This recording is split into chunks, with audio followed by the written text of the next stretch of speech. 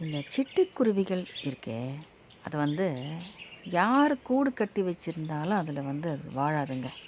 எவ்வளோ பெரிய வீட்ல வந்து இடம் இருந்தாலும் சரி, வீட்ல போய் தங்கவே தங்காது. அது வீடு எவ்வளோ பெருசா இருந்தாலும், அந்த வீட்லயும் ஒரு கூடு கட்டி தான் அந்த சிட்டுக்குருவி தங்கறது உண்டு.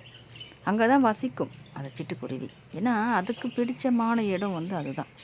அதுதான் வந்து அதுக்கு சௌகரியமா இருக்கும். ஏன்னா, இது நம்ப கட்டுனது. நமக்காக நம்ம கட்டுனது அப்படின்னு ரொம்ப அது சௌகரியமா அங்க வாழ்ந்துக்கும். அதே மாரி தாங்க நம்மளுடைய மனசும். நம்ப மனசு இதயம் என்னும் சொல்றாங்கள்ல மனசு. அந்த மனசும் சிட்டுக்குருவி மாரி தான். எத்தனையோ பேர் நம்ம கூட இருப்பாங்க. சொந்தமா இருப்பாங்க, கூட பொறந்தவங்களா இருப்பாங்க, தெரிஞ்சவங்களா இருப்பாங்க. இவங்கலாம் இருந்தாலும், தனக்குன்னு ஒரு ஆள வந்து தேர்ந்தெடுக்குங்க நம்ம மனசு. அவங்க கிட்ட தான் அன்பு காட்டும், அன்பை எதிர்பார்க்கும், உரிமையா வந்து ரொம்ப உரிமை எடுத்துக்கும். உரிமை வந்து அவங்களுக்கு தான் என் மேல இருக்குன்னு சொல்லும். அவங்க எவ்வளோ தான் அவங்க நம்ம திட்டினாலும் சரிங்க. அவங்கள மட்டும்தாங்க அது எதிர்பார்க்கும். ஆனா, அவங்களே வந்து விட்டு போயிடுவாங்க.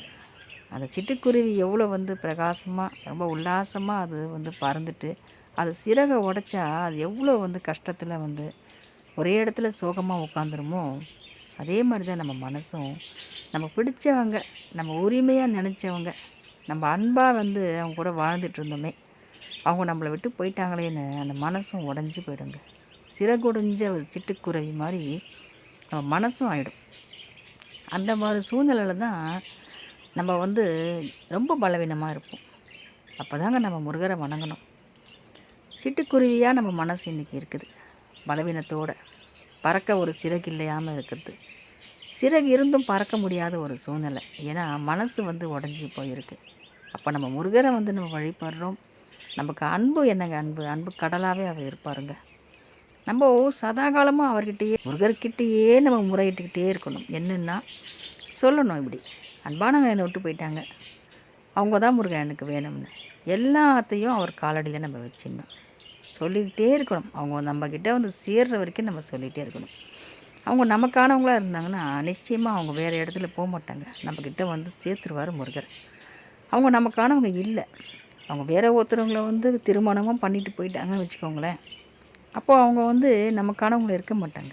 அதனால முருகர் என்ன பண்ணுவாருன்னா, நம்ம மனசுக்கு வந்து ஒரு காயம்பட்ட மனசுக்கு மருந்தா இருப்பாரு. நமக்கு ஒரு நல்ல வழிகாட்டியா இருப்பார். நம்ம விருப்பப்பட்டவங்க, நம்ம அன்பானவங்க நம்ம கூட தான் கல்யாணம் பண்ணிட்டு வாழணும்னு கிடையாதுங்க.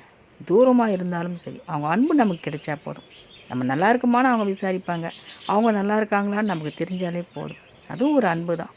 சேர்ந்து